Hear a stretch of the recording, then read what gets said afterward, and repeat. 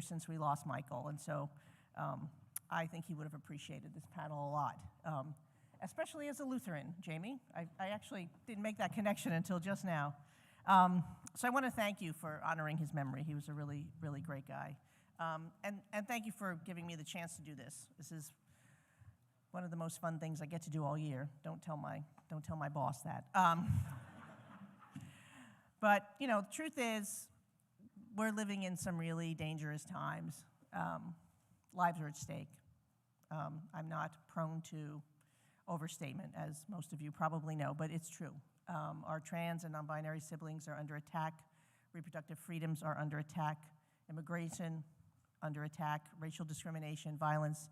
I mean, our democracy is under attack, right? So it's so important that we have this conversation as we prepare for the rest of this year into next year.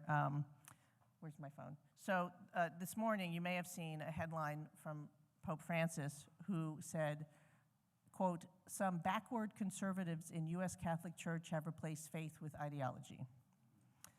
I'm known for nothing else but my good timing. I mean, you can't, that's what we're talking about, right? So, you know, the weaponization of faith is not anything new, right? We're all very familiar with it. Some of us who've been around a while, longer than others. But how is what we're battling today different than what Anita Bryant did in the 70s in Florida, poor Florida?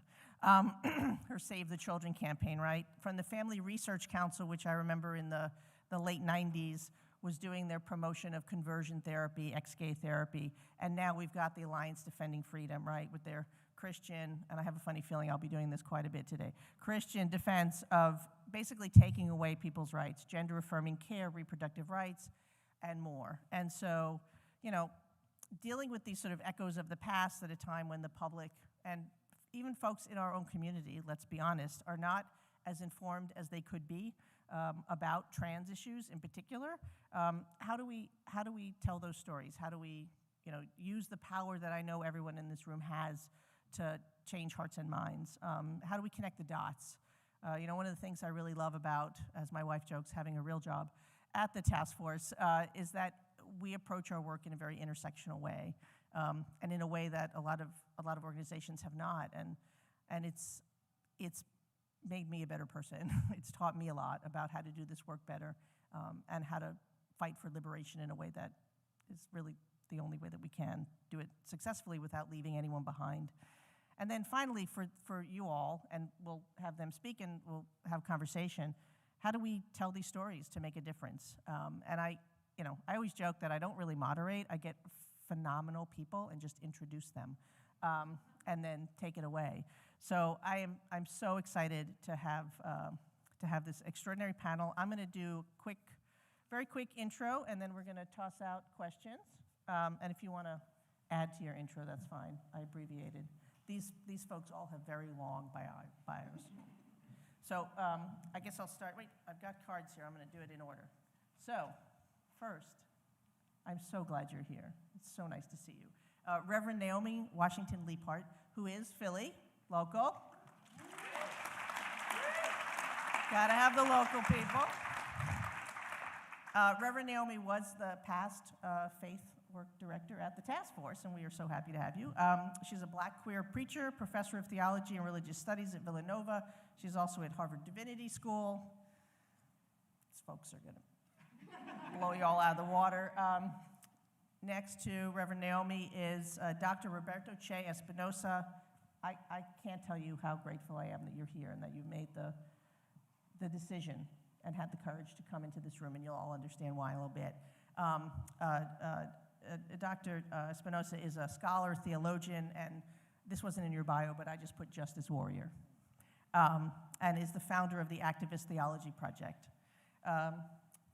Jamie was going to be my fun fact at the cocktail party. Jamie's husband married my wife and I on Zoom during COVID.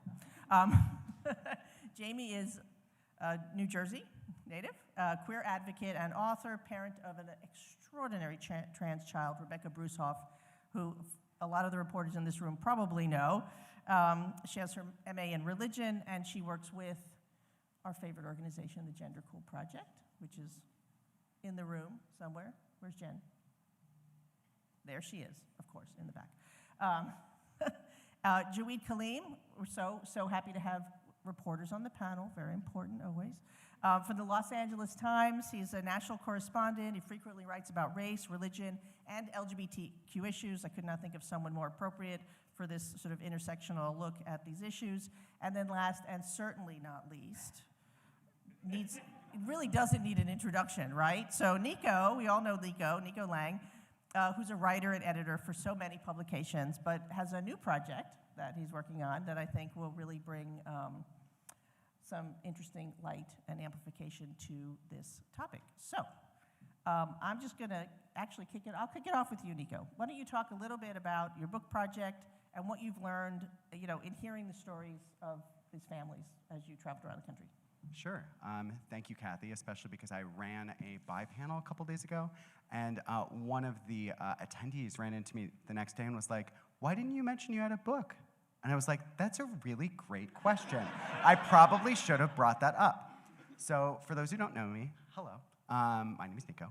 I've spent the last year, depending on how one measures, traveling the country to spend time with families of trans youth. It was originally going to be 7 trans kids in 7 different states, but I kind of had to shift the way we talk about it, because it turned out my trans girl in Florida had a sibling who came out as non-binary. So now I have 8 trans kids in 7 states, and which is just the loveliest experience. What a cool group of kids. But they were, for those curious, I started out in South Dakota, then I went to Alabama, then West Virginia, then Texas, then, what was after that? That was Illinois, then Florida, then California. So as you can guess, I was very sick of traveling by the end of it. I was so ready to see my own bed.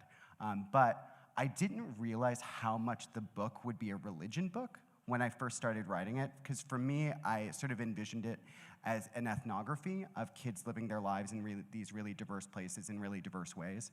And I just wanted to showcase stories that I thought hadn't been told before, just because we as journalists have access to so little, because so often parents of trans youth are really, really protective over their kids' lives, right? Because what's most important to them is not always that their story is told, that's helpful and it can be good, but it's that their kids are safe, right?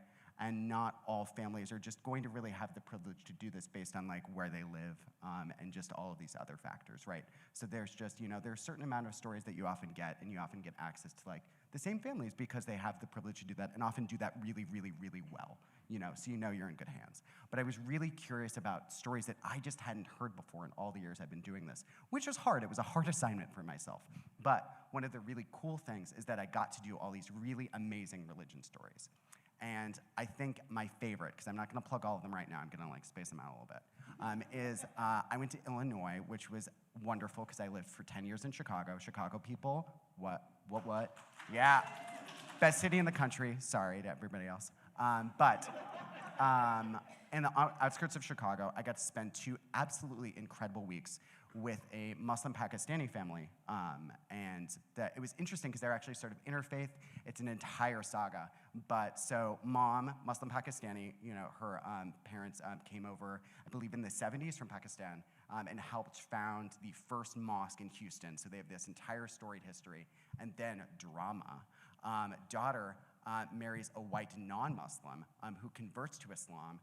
They're married for, I think, 10 or so years. They break up, and then drama again, she marries a Jewish guy. So you've got Muslim Pakistani woman, Jewish man raising a trans son, right? And there was so much history and detail to play with, and so much that just really surprised me. And I was so glad that I got to tell this story because I just, my minor is in Middle East Studies, and there was so much stuff I hadn't heard before. I just felt like I was learning so much. And it's if I'm learning a ton, it's gosh, people who get to read this book, I hope it's mind-blowing, because it was for me. I talked to, so his name of the book is Clint, because he wanted to go with a pseudonym, and he really likes, who's that country guy? Clint something. Clint Black? Is that right? Okay, cool. That person. He really likes him. So I was like, what do you want your name to be? He's like, Clint. And I'm like, all right, work, do it. So Clint and I were talking about, his gender and his relationship to Islam, because he's still very much a practicing Muslim, loves his religion, never has any plans to leave it. And I asked him about being a trans person, what your relationship there is like. Is this a troubled relationship for you? Is it an affirming relationship? Just tell me about this. And he said that it just doesn't really come up for him because it's like, being trans isn't mentioned in the Quran. It doesn't come up. It's not part of the text. And if you, read it in the original Quranic Arabic, I did not fact check this because, that hasn't happened in the book process yet. But he talks about the fact that Allah uses gender-neutral pronouns. They use gender-neutral pronouns to refer to God because God isn't he or she. Literally, Allah means the one, right? So Allah is beyond the binary. So for him as a trans person, even though that isn't explicitly trans, he sees something very affirming to that in his gender identity. That, even if Islam is evolving in all these ways on like LGBT issues, some ways quickly, some ways quite slowly, he still feels like there's a space for him because it's like God created that space for him. And just to hear that to me, I get really choked up talking about it because it was just so valuable to see like these kids finding space for themselves. And like when he was born, his mom, this is really gonna make me cry, so sorry everybody. His mom had this little ritual when all her kids were born. She would say, "Assalamu alaikum," she'd say, "I'm glad you were born. Welcome to the world. You're gonna do great things." And like, just hearing this like Muslim woman like bring her child into the world using like her faith, and then them like sticking with that faith together and like finding a way through all that and just like loving each other through all of it. It's just the world, So I'm gonna stop talking now because I'm crying. But yeah, thanks everybody. Thanks, Nico. So the perfect segue for that is for Jamie to talk a little bit about her experience and her book. If you need publicists, I know people. Thank you. So I'm Jamie Briesehoff. I will shamelessly plug my book, borrow this, Raising Kids Beyond the Binary, Celebrating God's Transgender and Gender-Diverse Children. It's out in a week and a half. Thank you. And this book was born out of raising my own transgender child. I am the parent of 3 wonderful children. My oldest child is 16. My daughter, Rebecca, when she was born, we all thought she was a boy, but she deeply knows herself to be a girl. And I am married to a Lutheran pastor, and when Rebecca came out and transitioned at 8 years old, he was the pastor of a small congregation in a rural conservative part of New Jersey. Now, I know that rural in New Jersey may not mean what it means elsewhere, but there were cows in my backyard, so I promise. And so he is a pastor in the Evangelical Lutheran Church in America, which is the largest Lutheran denomination in our country and the most progressive of them.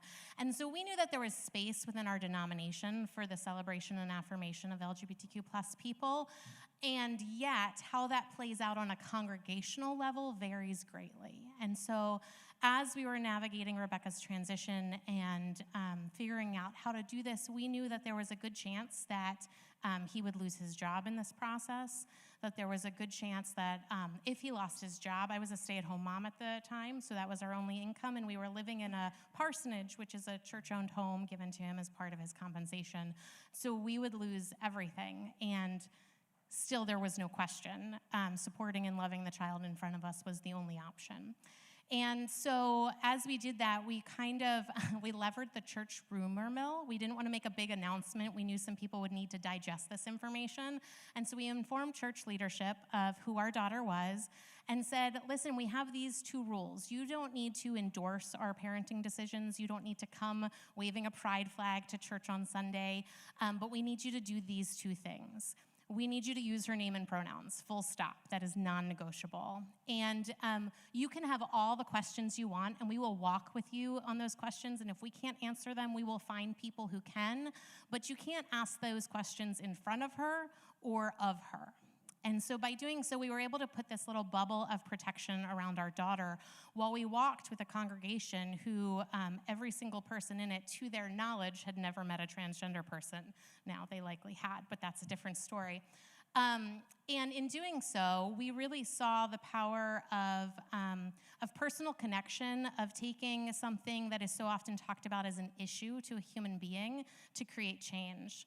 The first Sunday that Rebecca showed up at church as herself, I held my breath, I think, for the entire service, so I'm not sure how it was going to go. And when that service ended, one particular man made a beeline for my spouse at shaking hands as everybody leaves. And I was like, oh no, because if there was going to be one person who was going to cause a problem and make a big stink, it was this guy. He had an opinion about everything, and everyone on his Facebook page knew it. And those opinions did not match up with mine, to be very clear. And so he made this beeline towards my spouse, and I watched my spouse's face, and I held my breath. And he said, listen, I don't understand this whole transgender thing. And I watched my spouse brace himself, and he continued, but she used to hide behind your wife and refuse to say hi to me on a Sunday morning. And today, she ran up to me, twirled in her dress, and gave me a high five. What more is there to know?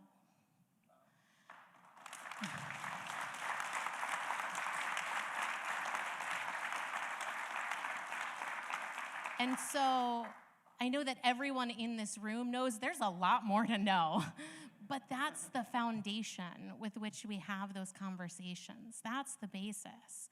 And so our family continued in supporting and loving our daughter, educating our congregation and the people around us, our community, our family, our extended family, our extremely conservative town. And 2 years after Rebecca transitioned, that work of advocacy got a lot more public. In 2017, when the federal administration rescinded the guidance for trans students in schools, Rebecca and I spoke at a rally in Jersey City with Garden State Equality, and Rebecca had a sign that said, "I'm the scary transgender person the media warned you about." And I'm really sorry to all of you. I don't think it was you. It was your colleagues we were referencing. That she was there in her cute little pink puffer coat and her pink pigtails at 10 years old, and that made a really powerful statement, a disconnect between what everyone was saying as they describe who trans people are and this adorable little girl in front of them. And obviously it can't stop there, but it was a window into a conversation. And so that picture went wildly viral, and my 10-year-old was coming home, and I was like, Teen Vogue wants an interview, Yahoo News, HuffPost, and so on. And what had happened at that rally that shifted things and was the reason Rebecca said yes to all of those interviews was it was really impactful for her to use her voice and speak in front of 200 people in the streets of Jersey City. But more importantly, she listened to the stories of other people. She listened to the stories of people who hadn't had that bubble of protection we'd put around her, of people who hadn't been supported by their friends, their schools, their families, their communities, and had had a much harder road, and were still having a much harder road. And so when she was handed a microphone, so to say, she said, yes, people want to hear me, and so I need to use my voice. And so we've been doing that for the past 6 years. This book is born out of the fact that this resource doesn't exist. There is not a resource for parents raising transgender and non-binary and gender-expansive young people from a gender-affirming faith perspective. It doesn't exist.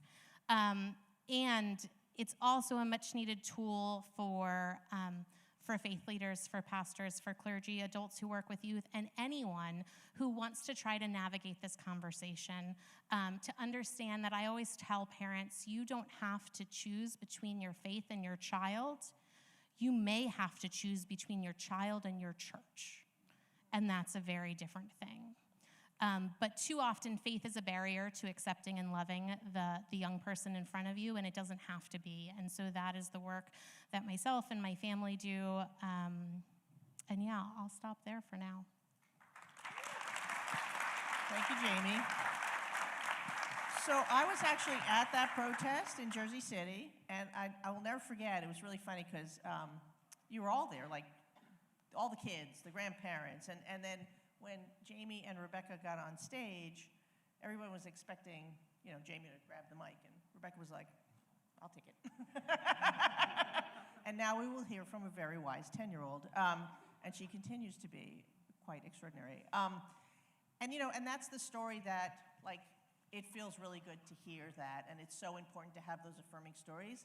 And then there is sort of the reality of where, these issues kind of meet real life. So again, I can't say how happy I am. I'm pleased that you're here, Roberto, but could you talk to us a little bit about your work, but also about your personal story as much as you feel comfortable? Yeah, thank you. Thank you for the invitation. It's good to be here on the panel with y'all. So my name is Dr. Roberto Che Espinosa. I'm on faculty at Duke Divinity School. I'm trained as a theologian and ethicist. And for the past 7 years, I've been living in Nashville, Tennessee. But for the past 6 years, I've been the target of extreme right-wing vigilantes. I've had to move several times because someone had my mailing address and were sending me unmarked packages. The Proud Boys came after me a week before my gender-affirming surgery. And my wife embraced me and said, I don't know how much longer I have with you. And that, I like bookmark that moment. And then things in Tennessee went downhill this spring. And I don't know if y'all have been watching the news, but the state legislature expelled 2 black lawmakers, both of whom are my friends. And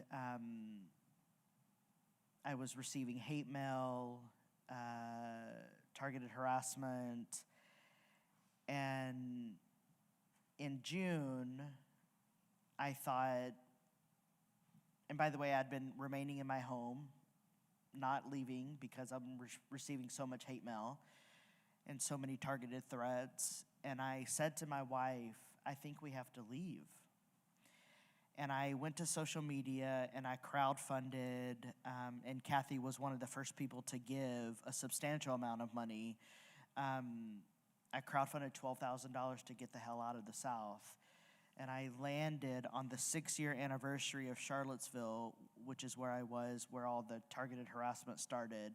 I woke up in a safe house in a sanctuary state. And so for the past 4 weeks, it's been 4 weeks that we've been in a sanctuary state. And I'm sleeping, I'm eating 3 meals a day. But this is the reality that trans people are facing, that people are being hunted. The society that we have constructed is one of violence. I am not the most marginalized of trans people. I would say that's black trans women, but the media in particular is seeking to tell a very particular story that is respectable and isn't taking the issue seriously, that this is a situation of life and death. And every year in August, on August 12th, people text me. I mean, Kathy sent me a screenshot of me on MSNBC being in Charlottesville, but every August, people text me on the anniversary and say thank you. And this year, I was able to respond. My wife and I woke up on the 6-year anniversary of Charlottesville in a safe house in a sanctuary state. Now, I'm in an area, I moved to New York. I felt like having some protections around my sexuality and gender was important after living really at ground zero of the culture wars. And I found out we're about 60 miles south of Rochester, and Rochester is receiving 100 to 200 trans refugees a month because there is not enough health care for trans people because it's being eradicated. One of the reasons why I knew that we had to leave is that my records were turned over to the Attorney General's office in Tennessee. And I thought nothing ever comes good out of making a list of people of a certain demographic. All of my documents have my chosen name, have my gender marker, right? So, like, I'm good, but why are my healthcare records now at the state of Tennessee at the Attorney General's office? In Vanderbilt, where I received all my care and was going to the gender clinic, why did Vanderbilt comply? These institutions are complicit with one another. And there are no networks of trust that our community, that our trans and queer community can leverage. And so the safest thing for me to do was to flee. And I I drive a Prius, so like not a lot of space. I shipped 3 boxes of books. I am a scholar and writer, so I need my books. I packed my car with my podcast stuff, with clothes, and I'm living in an area where now it's 4 seasons, so I needed winter clothes. I packed our cars with what we needed, and we fled. And it's been 4 weeks of bliss, I can say. And also, I'm terrified to not be in a state where I am protected because I know what it feels like to be hunted. And I just hope that someone has the courage to tell this story because trans people are under threat. We are being eradicated from state policies. And this is about life and death for a lot of people. And people are using religion and religious-based violence to justify the violence. As a theologian and ethicist, obviously I'm affirming and believe that I am made in the image of God. Where is the counter voice? Who has the courage to have the counter voice in a counter-hegemonic way so that we can preserve the lives, so that Rebecca can thrive? I'm 47 years old and had to flee my house. There's no way to live. Thank you.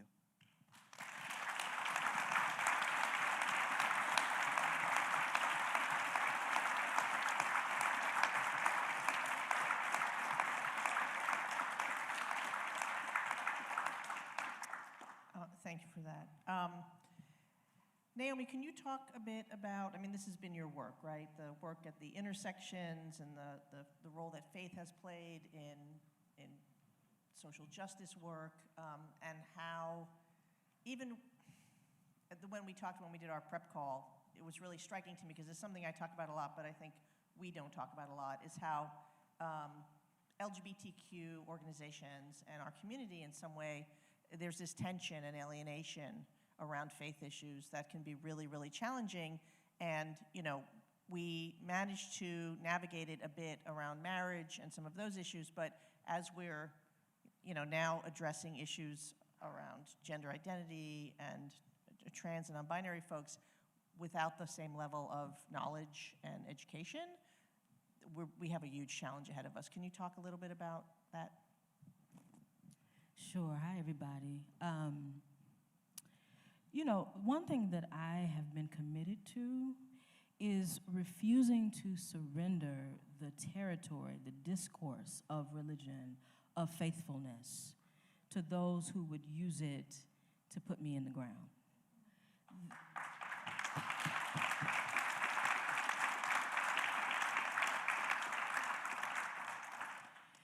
What has made the far-right campaigning so successful is the utter confidence that they are the only ones who know how to be faithful. They're the only ones who've read the Bible. They're the only ones who believe in something beyond. And what is incumbent upon us, particularly y'all, as the shapers of the narrators of this story, is that we refuse to buy into the lie that LGBTQ plus people are not ourselves faithful, are not ourselves scholars, are not ourselves in command of religious language, religious imagination. And so my work is, first of all, to say, I am not an impossibility. I am a Black, queer woman minister. Rooted, I can finish the sentences. When you got up and start, now faith is this, I said, oh, shucks, now he quoting the text, right? We know what the book says. But for so long, we have been told that our theologizing is illegitimate, that our imagination, spiritual imagination, is pathological, right? And so my work has largely been over the last 10 years getting LGBTQ plus folk in the room to say, you too belong here. You too belong in conversations about morality, about spirituality, about God. You too belong here. And the lie is that the Christian church, because let's be clear, we're talking about Christian hegemony, right? We need to be specific. White Christian hegemony, right? We need to be specific. It ain't every religious tradition. It ain't every religious leader, right? Let's be clear that white Christian hegemony is the culprit, that our voices are necessary to undermine their power. So that's first of all. And then, I am a person who believes in telling the truth about the limitations and vulnerabilities of my faith tradition. What do I mean by that? That is to say, the Bible is a problem. Full stop. And I don't think we need to be afraid of saying that this is a contested text. This is a book that contains violence. This is a book that sanctifies human sacrifice. So we should just tell the truth about that, not to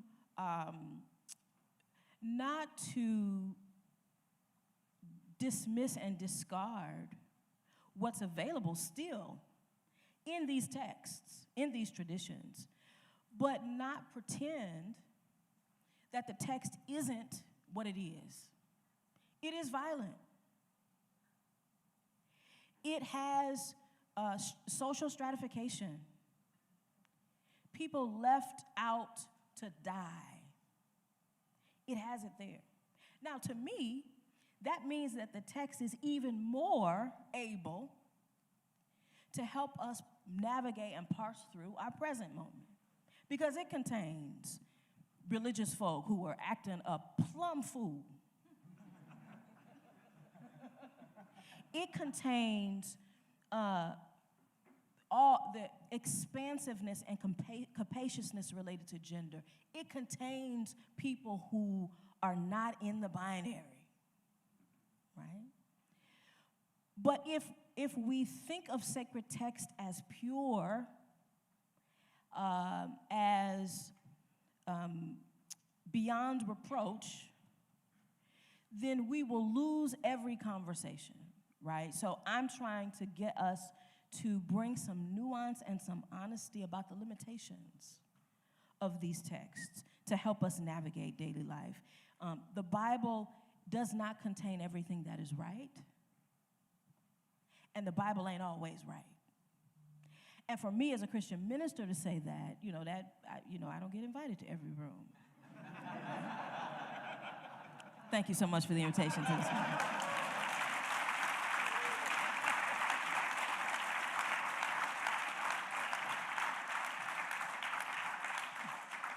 Awesome. Thank you. Thank you so much. So, for this room in particular, so how do we report on this? I know, now you get the hardest part, right, Shereen? With accuracy, with respect, with fairness, with balance, and the challenge, of course, at this the intersection of these issues, how do you include non-affirming viewpoints and opinions and interpretations, right, in a way that doesn't, let's be honest, cause harm? Because that, I think, is a lot of folks, the reporters that I talk to, but that anti-trans law didn't pass. Well, okay, but the conversation that happened for the 6 months before was super harmful to the trans youth and adults that had to hear horrible things and misinformation and lies and hate about them. So I think that's the challenge we're in. And I remember, wasn't that long ago that we were having the gay versus God conversation with reporters around marriage equality, or just around the very existence of, and let's be honest, gay and lesbian people. We weren't not being inclusive of trans folks. And so how do you navigate that now as a journalist? Thank you. Is this on? Yeah. Okay. I'm Javed again. Well, it was really wonderful to hear everyone's stories, and everyone while there were challenging times, had a positive moment at the end of what they said. I don't have all the answers on how to cover these issues as a journalist, but I do try to. I work at LA Times, and I previously worked at HuffPost and Miami Herald. And my job for about 10 years, previous to my current job, was to cover religion. When I began on the religion beat, and it's a very small group, as David can tell you, of us who do this, it's a dying breed of journalists, although there's places like AP that are still doing it and doing it more. When I first began around 2010, 2011 in Florida covering religion for a local newspaper, the Miami Herald, there was a lot going on, and the religious enemy, if you want to call it one, was Muslims. We had a man in Gainesville burning Qurans that Obama had to call to ask him to stop. That caused a riot in Indonesia because of this. We had the so-called Ground Zero Mosque happening and protests around that. We had, within 2 years after, several states around the country passing laws against Sharia law, which wasn't actually happening in those states because international law does not apply in the US. But there was a lot of fear around Muslims, often coming from right-wing Christians who were involved politically in different states. And I give that example because it seems as a religion reporter, there does tend to be like a topic of the day or year or years or moment that is the one that conservative religious communities are concerned about. It was, like Kathy said, gay versus God for a bit. Now it's trans communities and trans people and youth and adults, like Roberto just described in his experience. So I think I say we have to recognize, as journalists, we seek the news, we seek what's new, what's interesting, what's different, what is just a good story. We always want conflict and characters and development and all these things, but these are real people in real places. And we have to recognize kind of the context in which what we're covering, what's happening, where it comes from. I took note about what Naomi said about we know what the book says, and the Bible ain't always right. It's nice to hear a pastor say that, but I think that's a good note for a reporter also. I would say a lazy version of journalism is when you just when you're discussing LGBTQ rights or people. The legislation and attempts happening the last couple years, especially right now, and you say Christians believe the Bible says X, Y, and Z. That's inaccuracy, at its most basic, worst definition. The term Christian can mean so many things to so many people. There's so many different kinds of Bibles. There's so many books of the Bible that are not in the canon of the Bible that we all have agreed is the canon. A lot is in dispute, and some things maybe are not in dispute. There's so many denominations. There's so many kinds of Protestants, and this goes for every religious group. Even people who are atheist and agnostic or spiritual but not religious, or just not in the formal religious community, they're also diverse. And all those groups contain queer people as well, not just now, but always. I was looking up some data which helped illuminate to me as a reporter how to make sure I want to capture the nuance and the context and history when I'm reporting on religion and LGBTQ people. So I was looking, for example, I look at the Pew Forum a lot. That's a great resource, nonpartisan and been around for a long time and has great scientific method to its methodology and surveys. Or Gallup as well as another one. You look at them, and over the last 30, 40, 50 years when they poll, They find that acceptance of gay people, same-sex relationships, marriage even, has gone up and up and up and up and up. In the high 60s or low 70% approval among Americans. And then you look at something like, I was looking at Pew just now, people who believe gender assigned at birth is not the same as gender later on in life. If you look at all US adults, 54% believe gender assigned at birth is your gender, period. In 2017. In 2021, 56%. 2022, 60%. You look at white evangelical, 84% believe that in 2017, 85 in 2021, 87 in 2022. The Bible is the same they're looking at, so something's changed. I missed what you said, but I'll ask you later. So something's changed. So these are things to be aware of as a reporter. Look at the theology. Ask people what they believe in, how they believe in, and why they believe in. Ask them if it's a book or a scholar, who they listen to. If it's a politician as well, who they listen to. Ask how their beliefs have changed over time. This survey I just mentioned shows that happening. There must be a reason beyond simply religion. If Christianity is said to stay the same, I don't think it does. But in my reporting, I try to be very specific. I try to write about people and describe them as themselves, describe their stories, and have them, I write about certain people because they represent something bigger, but I don't want them to represent more than just themselves. I recently wrote an article about a trans woman who's 26 in Middleburg, Florida, outside Jacksonville, who is among a similar story to the people you mentioned, Roberto, who are coming to Rochester, 200 a month, refugees. Violet is her name, and she is trying to escape Florida. As we know, there's lots of laws there, some that have been challenged and are temporarily on hold, others that have not been put on hold yet, or they're in the court system around youth and adults who are trans, as well as other issues. So I wrote about her and her journey to get out of the States and why, and the things she loves about Florida, the things she hates about it, her faith journey from Christian to atheist, which had nothing to do with her gender identity, just a journey she had. I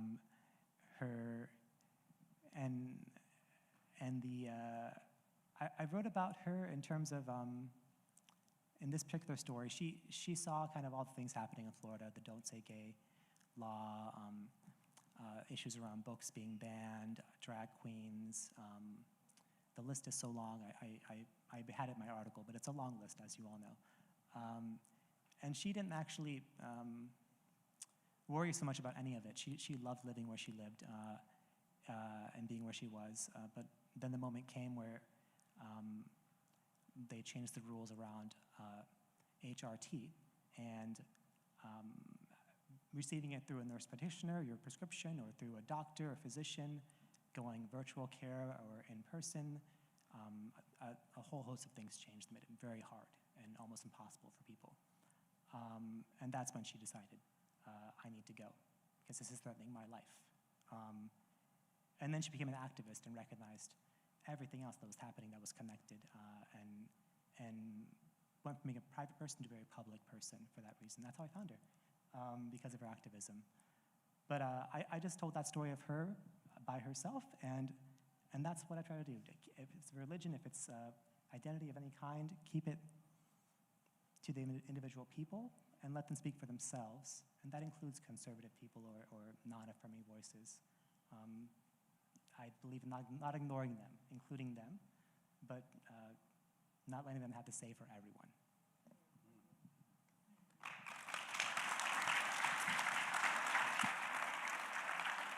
Sure. So here's the deal. So we've still got like 20 minutes, which is awesome. I have my new sneakies on, so I'm gonna come out for questions, but Roberto, go for it. So I think this is important what you're saying about focusing on the story, but I feel like media in this day and age is more interested in clicks and likes. And so how do we flip that? And I understand that if you get so many clicks, maybe you get paid more. I don't know how that works. But like, can we not focus on that and actually tell the stories that need to be told in a way so that people can flourish and thrive instead of being hunted and telling a story that you don't know, like what is the next phase of this story? How do we get this person to a sanctuary state, right?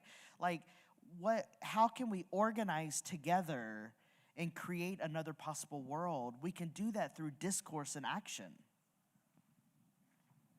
And let me add too, I have started to turn down all interview requests that frame the conversation in terms of my unicorn status.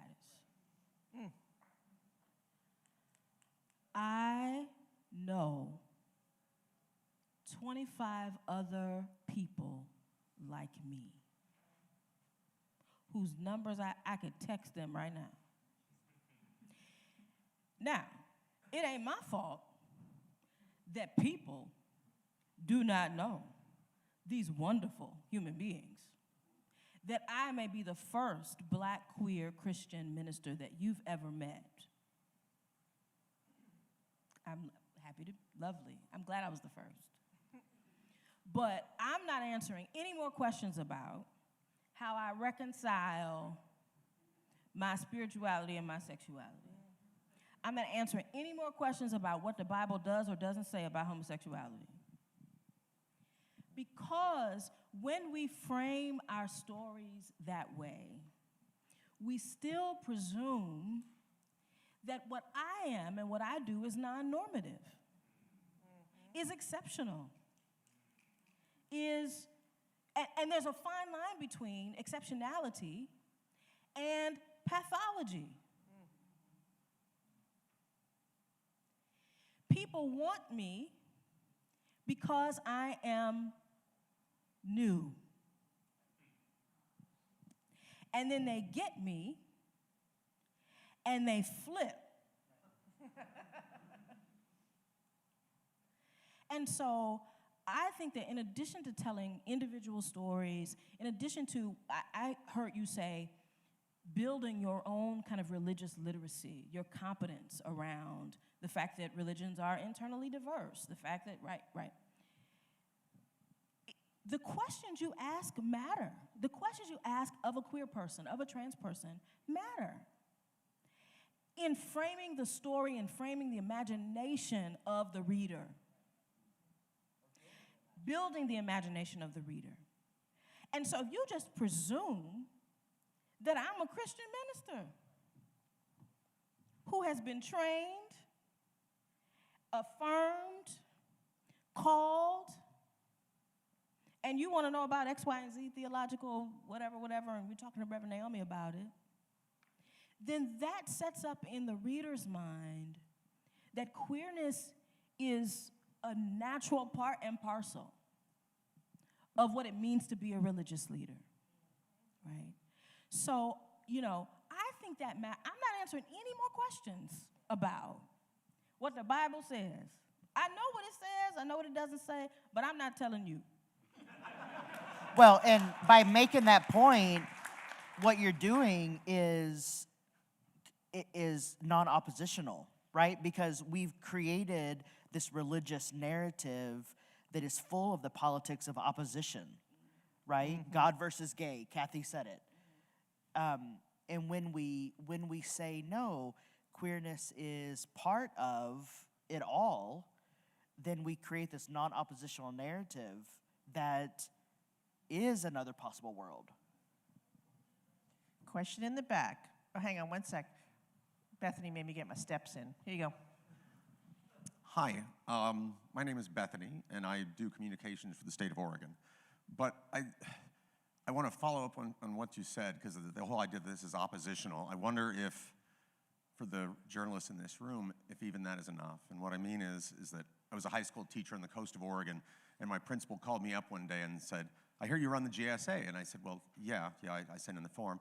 And he said, "I heard you invited the head of Gleason to come talk to your class." And I said, "Yeah." He said, "Well, what would you think if somebody else invited a couple of local ministers to talk to their students?" And I said, "Well, I think it's a great idea," because they were the first people I actually invited to talk to the GSA. And he was completely flustered that religious people would do that. Fast forward 10 years, I'm at the Cathedral of Hope doing my PhD research. I'm not a religious person. I invented a whole second study just to go back there and go to church, because it made me understand me. Fast forward 5 years, I'm talking to my daughter right before I came down here, and she's talking about her friends that are trying to reconcile their faith and what they're hearing about me in their church, and what they know to be true about the fact that I'm a decent human being. And I said to her, I said, "Noah," I said, this is not anti-religion. This is how somebody has decided to interpret it. This is a choice. And what I think we miss is, and again, I'm not a particularly religious person, but I absolutely understand the value of religion as an affirming and empowering community, and research backs this up. And what we know backs this up. And so I guess what I would want to say to people in this room is not only should we not keep writing stories that are oppositional, but seize the high ground and explain that religion can in fact be a way of saving LGBT lives, and stop just making it the default that it can't. It can. The people that choose it to use it differently, they're the problem. That wasn't a question, but it's okay. It's Bethany. Nico, did you want to add something real quick? Go ahead. No, actually, I kind of have a response to what Bethany just said, so thanks, Bethany. So yeah, I think it's really important for the journalists in the room, because I think this was directed at journalists, correct, Bethany? The question? Yeah. That it's so important to remember that the voices that you choose to include matter, right? Who you choose to privilege in the story matters, and how we're positioning them. And I think this has come up in so many people's responses. That's something I want to see more often, is to not reinforce this really false binary of like queer people and trans people and, you know, the entire rainbow spectrum on one side, and then religious people on the other. Because that's not the way this works, right? There are so many people in my life that are people of faith, or who are struggling with the faith that they were born into, or who are trying to negotiate their faith and love religion and are just trying to figure out their place in it, right? How it can work for them. And in my book, which, by the way, I didn't like say what it was called, so sorry. It's called American Teenager, so please buy it in like a year from now. Self-promotion, it's weird. But so one of the kids in the book, when her mom and I had a pre-interview, her name in the book is Ruby. She lives in Houston, Texas with her family, and they are evangelical Lutheran. And I was like, oh, that's pretty interesting. And I wanted to know just about like their story and their journey, not having any sort of like preconceptions, but just, you know, I was just so curious to learn about their lives. And during our first call, the mom said that the reason that she was interested in being part of my project was that her daughter had never faced rejection in their church. She'd come out as trans, she'd been accepted from day one, and she'd never had that experience of like not being loved for who she was. Like that had never been a consideration. And, you know, so many trans kids unfortunately can't say that, right? You know, you have to struggle so hard to find space for yourself in the world, to find space for yourself in your church, in your family, wherever that is. And here was this girl who just didn't have to deal with that, and like, how beautiful. And she said that she wanted to see more stories of that like Schitt's Creek kind of thing, right? But in church. Because there are so many people who have this experience of being seen and loved for who they are. I never really talk about this, and I didn't think I'd talk about it today because I didn't know how germane it would be. But I grew up, so I was raised Catholic, but I thought it'd be really fun to rebel against my family. I'd be becoming a Baptist because I had very weird taste in rebellion. And then it turned out my mom was really happy because I was just going to church. She's like, we got you there, whatever. And I came out as bi when I was still like in the church, you know, and I would like bring my like little like gay books to like on like church retreats, and I would read them in front of people pointedly to be like, what are you gonna say about it? And for the most part, people didn't have a like hard time with it. People were okay with it. It was one guy in the church who ruined it for everybody by being a jerk. He pulled me into a meeting and said that God was gonna like cut me down with a sniper rifle, and then quoted some Johnny Cash or something. It was very strange. But like for the most part, people were really cool about it. And this is a traditional conservative Southern Baptist church. These are not the kind of people that you think would be accepting. And this was in like 2004, man. This is a different time, you know, and it wasn't that long ago, but it kind of was. And here was this like congregation that for the most part loved and affirmed me. So I just want to see us stop relying on these binaries and just these stereotypes of who people are. Let's tell stories that challenge those stereotypes and just challenge our own thinking about who religious people are. Exactly, and humanize people. And I also want to say to the people up here who are telling their own stories of faith, like, thank you for doing that, because it's like, it's hard for me to be up here and talk about other people's stories, so to do that for yourselves and so well and thoughtfully, it's just, you know, that's like hard work, so thank you.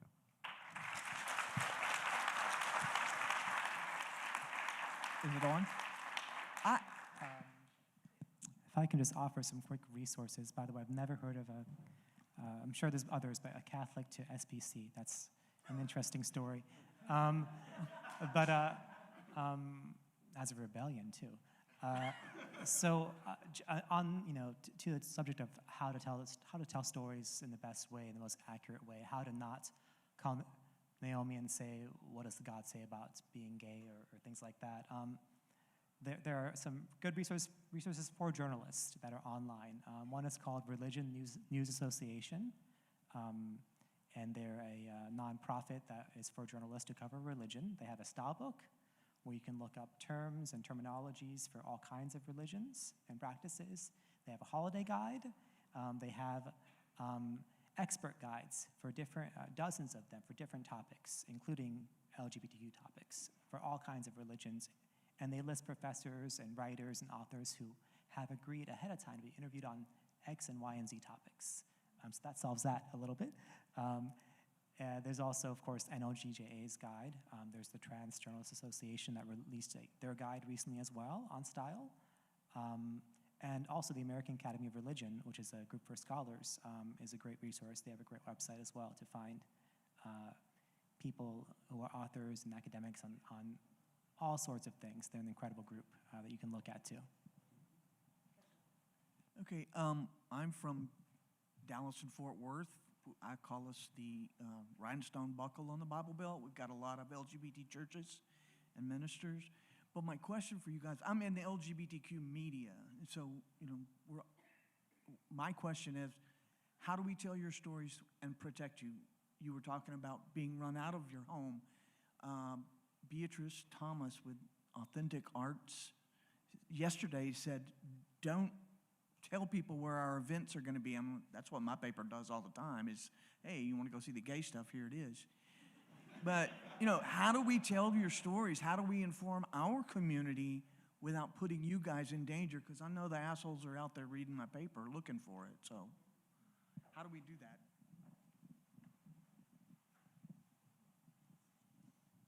Well, I mean, I am purposely not tagging my location on social media.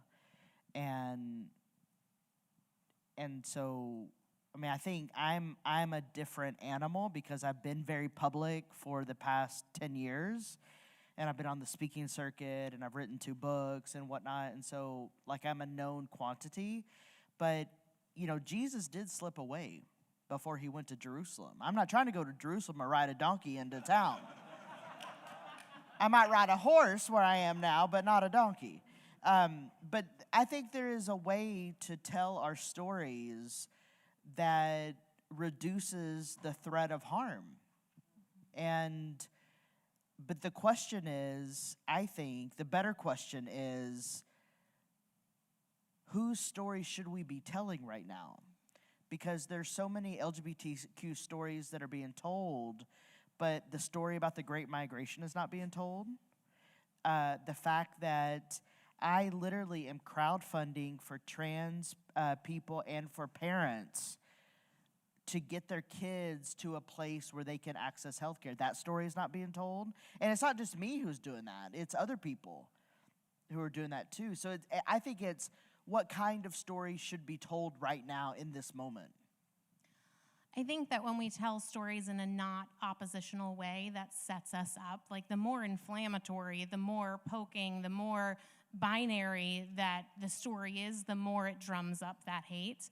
I'd also say, as a parent of a young person who is very prevalent in the media, who has received the hate and the death threats, the worst of which have always been in the name of Jesus, let me make it super clear, that especially if it is not someone with an established media exposure, like if this is a new person that has not told their story before, informed consent and understanding what that means is critical. What is it going to mean? What information should be there? Can we avoid sharing towns? Can we avoid last names? There is this is a really important question. Safety is critical. We have worked really hard since moving a couple of years ago to keep our town out of the media, and it has made my daughter's life exponentially better than what it was before. We still get hate, and we still know that people can find us, unfortunately, but good people, especially parents of trans kids that see stories of trans kids in the media, say, oh, well, to be a good person, to do my part, I need to put us out there. That is not what they need to do. And they should not be doing that without support, without information, without understanding the potential impact. And so it's one of the reasons I really appreciate the work that the Gender Cool Project does in raising up leaders and equipping families to understand what it means to step into those spaces and to be equipped to talk to you all and to put their stories out there in really careful and intentional ways. The other thing I would say is that in the stories, I know there's a need to report on what's happening, to report on the hate, to say that there is a lot of harm being done by people in the name of Jesus. But how we do that is the challenge. And so how do you do that in a way that doesn't raise the volume on those messages? And instead, in calling it what it is. And I so appreciate the avoiding the unicorn story. I mean, my daughter says all the time, people are more surprised that I'm Christian than I'm trans and that I'm both. She's like, I exist, it's possible. But families, as I work with families across the country, not having the narrative out there that hundreds of thousands of families like mine are across this country, and many of them are families of faith, and many of them are Christian. We are not unicorns. And not having that story out there is costing young people their families and their lives. Exactly.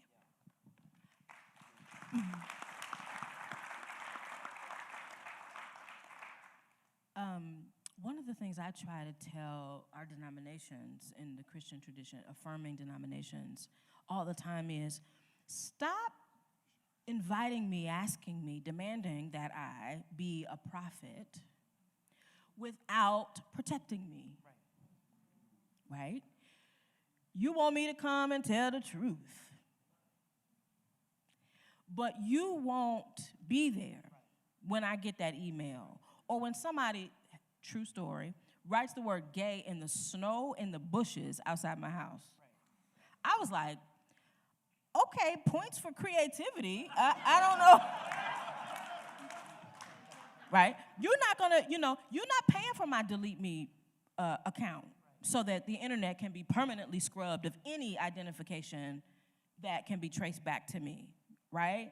So we have to get serious about investing in the safety of queer and trans people. News organizations can invest in the safety of y'all. Now, I don't quite know. I mean, they might be doing a shitty job. Oh, I'm sorry. I'm a cussing preacher. They might not be doing that well, and so I don't know that. But what would it mean to say, now, if we're going to do this story and we're going to ask this person to take the risk, why don't we collectivize that risk? Why don't we take some of that risk on in some way? As a demonstration that we are invested in we are in solidarity and we're invested in the safety of the people. We're asking to take the risk, right? So, you know, I think we have to stop just giving lip service to it. Well, the story was told. But wait a minute now. There is a such thing as rhetorical violence. You know, we all have a tape playing in our heads of something somebody said to us. They didn't lay a finger on us, but they said that thing, and it burrowed its way, and we can't get rid of it. Rhetorical violence, right? So, I mean, I just really, show me the money, show me the investment in my safety.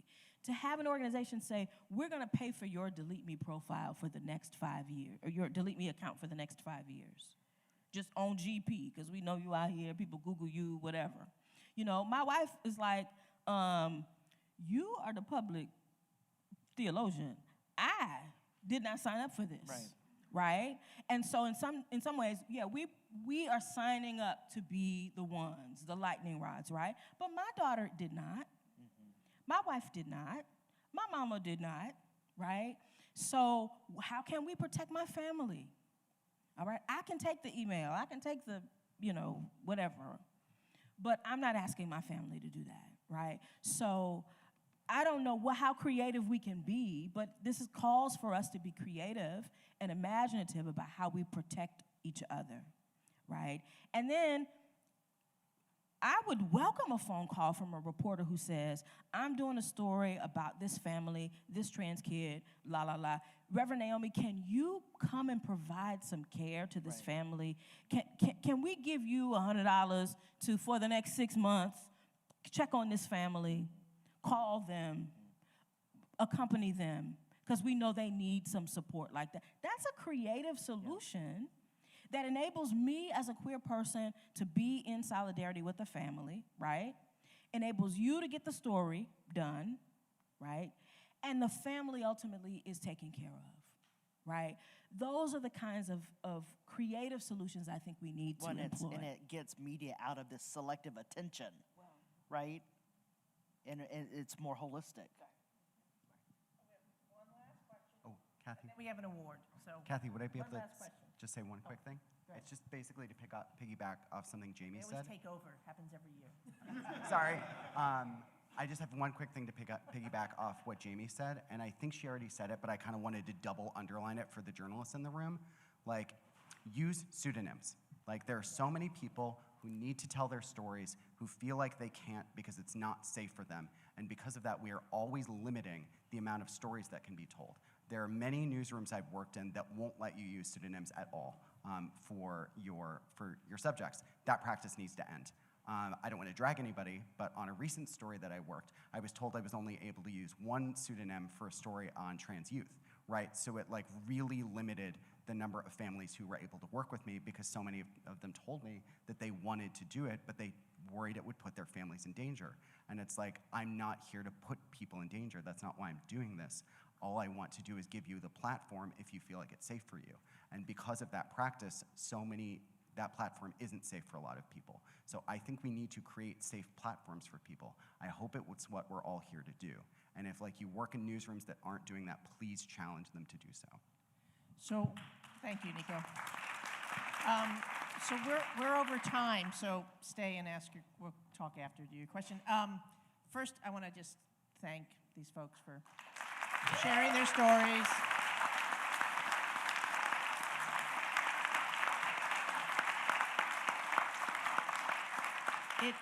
It is always a pleasure and an honor to work with LGBTQ to put together this plenary, and I cannot thank you enough. Every year we up the ante, and y'all are extraordinary. I really appreciate it. So I'm going to bring Kelsey up. She's got one more award to give out. Yeah, we had a latecomer. Is this on? Is this on? Oh, yeah. Okay. Yes, we have one more award. I think this person probably deserves 2 awards because apparently they rode the train all day to get here, so they just got here. So we're very pleased to be able to present the Excellence in Feature Writing Non-Daily Award to Emma Magic, great name, of the Provincetown Independent for her piece called Rediscovering a Forgotten Provincetown Artist. Emma? There you are.